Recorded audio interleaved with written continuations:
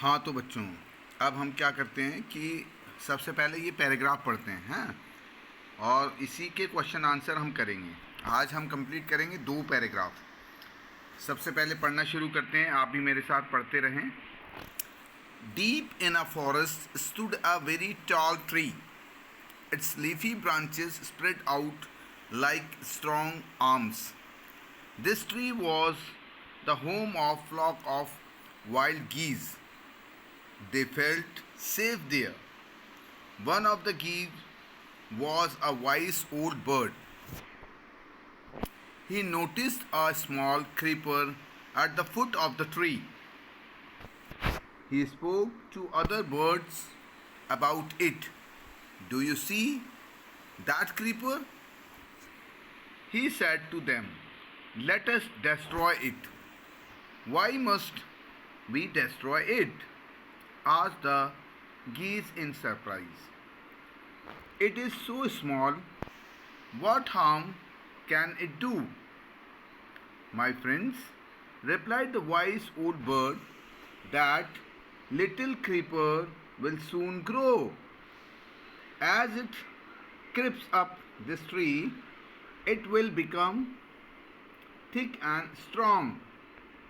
It will be possible for someone to climb the tree and kill us. बच्चों, अब मैं इसकी आपको हिंदी बताता हूँ ताकि आपको ये पैराग्राफ समझ में आए। Deep in a forest stood a very tall tree. घने जंगल में एक बहुत बड़ा वृक्ष था.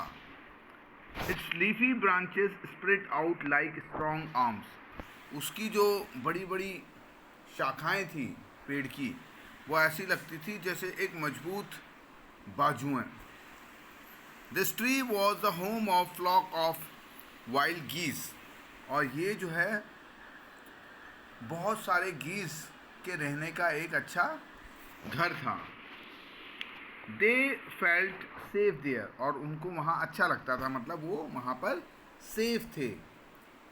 One of the geese was a wise old bird. और उनमें से एक जो गीज था वो बड़ा बुद्धिमान था, बहुत चतुर चालाक था. ही noticed a small creeper at the foot of the tree. और उसको जो है दिखाई दिया, क्या दिखाई दिया? एक बेल दिखाई दी. वो भी कहाँ? उसके फुट ऑफ द ट्री, यानी कि जहाँ पे जड़ें रहती है, जहाँ पे, वहाँ पे दिखाई दिया, पेड़ के नीचे. He spoke to the other birds about it. और उसने जो वाइल्ड गीस था, उसने जो दूसरे गीस थे उसको जो है उनको बताया कि भाई देखो, ये जो क्रीपर है ये उगा हुआ है. Do you see that creeper? क्या आपको दिखाई दे रहा है ये? He said to them. उनसे कहा, लेट अस डेस्ट्रॉय. ऐसा करते हैं हम सब मिलके इसको डेस्ट्रॉय कर देते हैं. Why must we destroy it? आज the geese in surprise.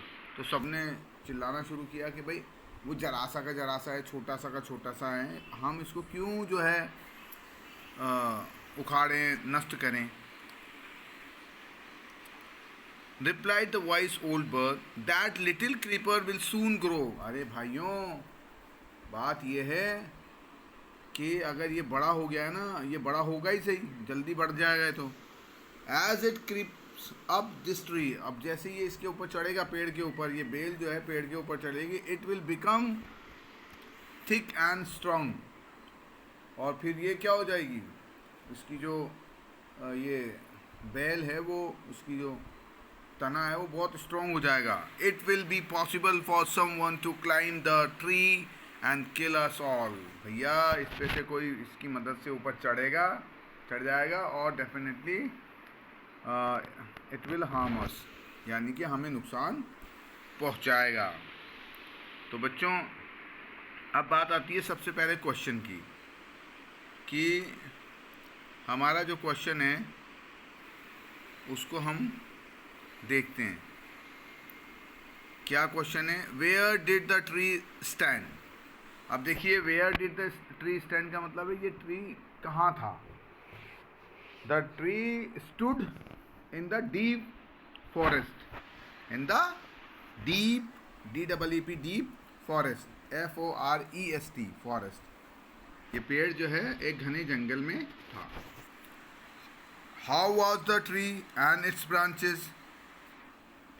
The tree was very big and its branches were very strong, like arms.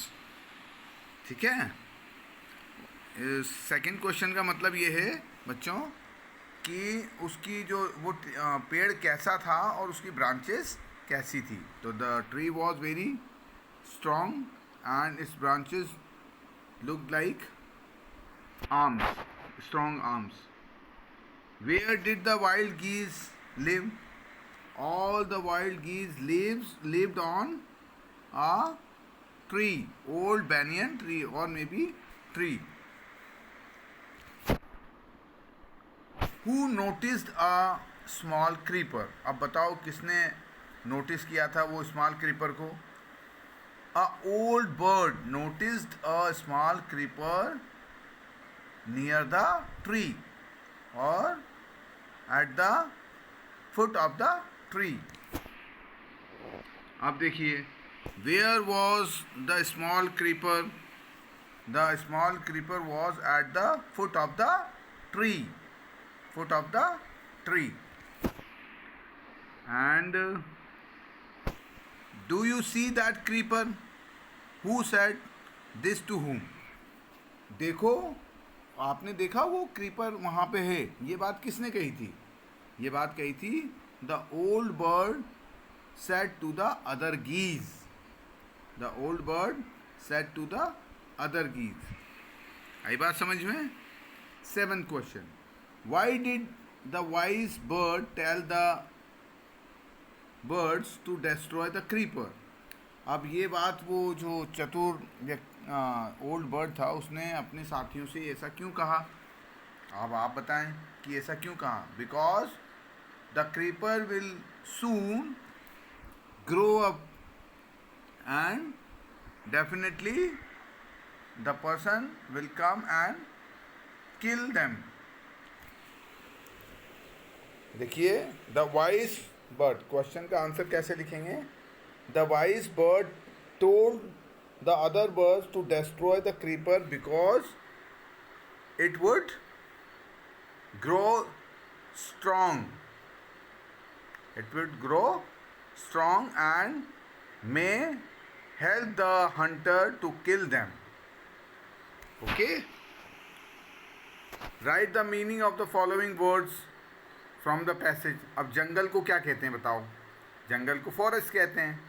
और इंटेलिजेंट को क्या कहते हैं? Wise. WISE, wise. Right the 2 describing words.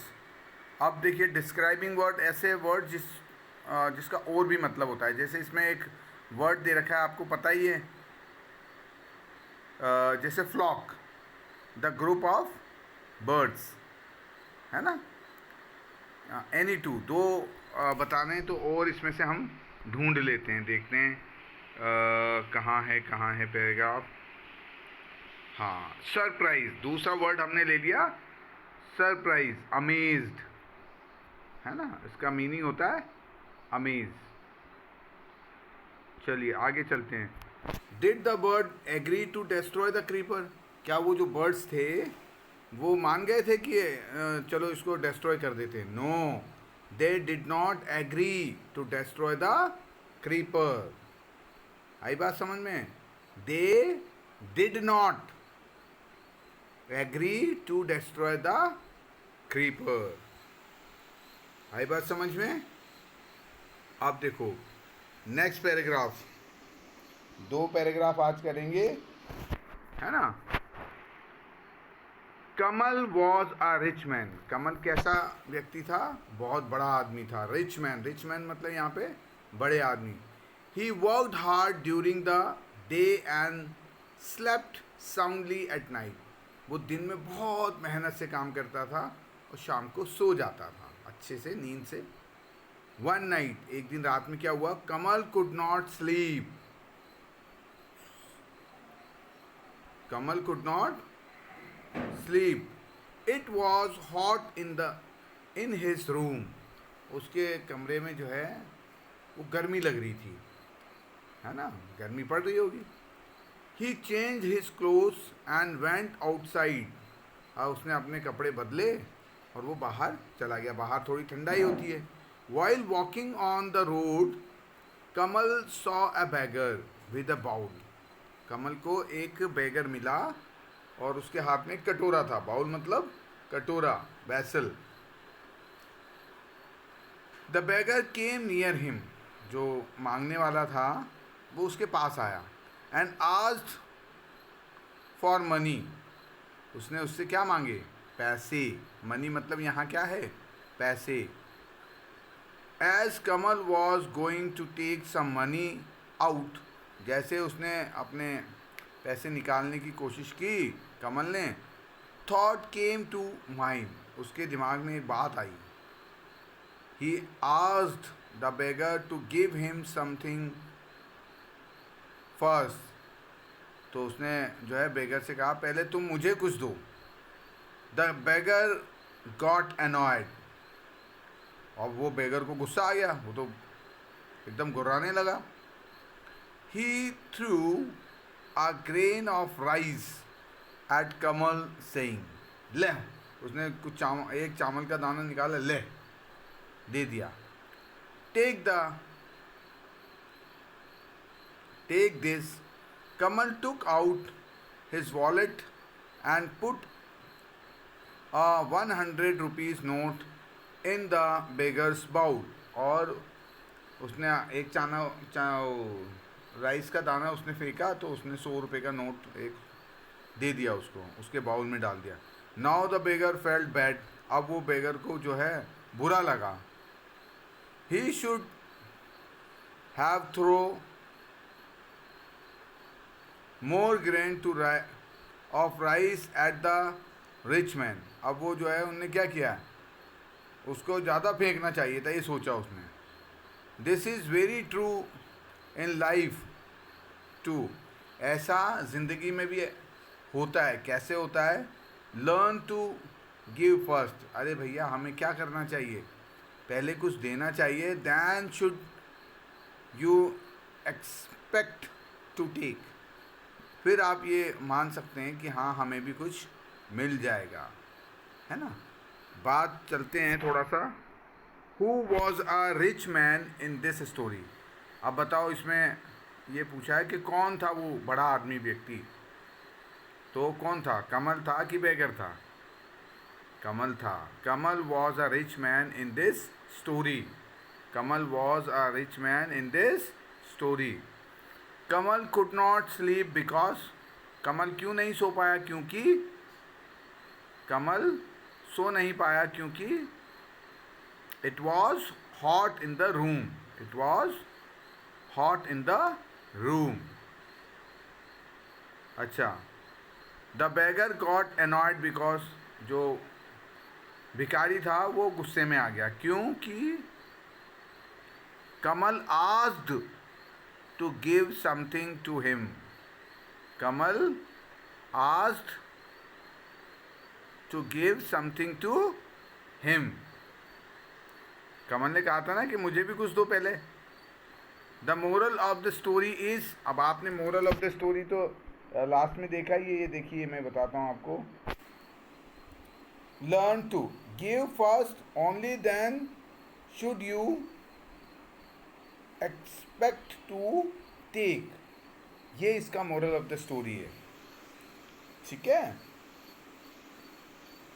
अब चलो एक बात और थोड़ा सा कर लेते हैं।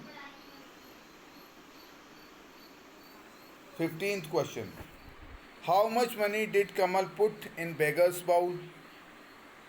100 rupees note. 100 rupee note Kamal put in beggar's bowl. आई बात समझ में? चलो यहाँ 16 क्वेश्चन है। Make as many smaller words as you can out of these words. इसमें से ये जो ड्यूरिंग लिखा हुआ है इसमें से रिंग भी बन सकता है, इन भी बन सकता है, डक भी बन सकता है। तो आउटसाइड में से क्या क्या बन सकता है?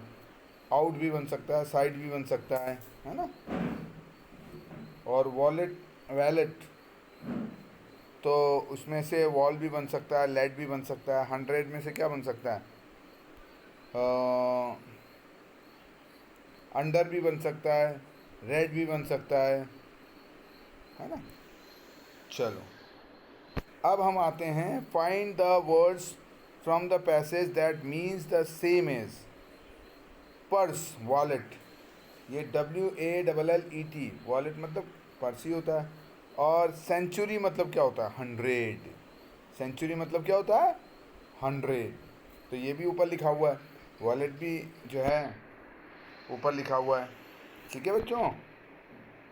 अब डिस्क्राइबिंग वर्ड्स, मैन किसको कहेंगे? हाँ, अब बताओ मैन किसको कहेंगे? पर्सन।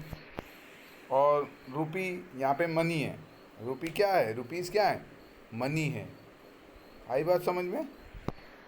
आज के लिए इतना ही ठीक है बच्चों, है ना। अगला जो है लेसन हम कल 2 पैराग्राफ और पढ़ेंगे, फिर ग्रामेटिकल पोर्शन करेंगे। आई बात समझ में? Okay, thank you very much.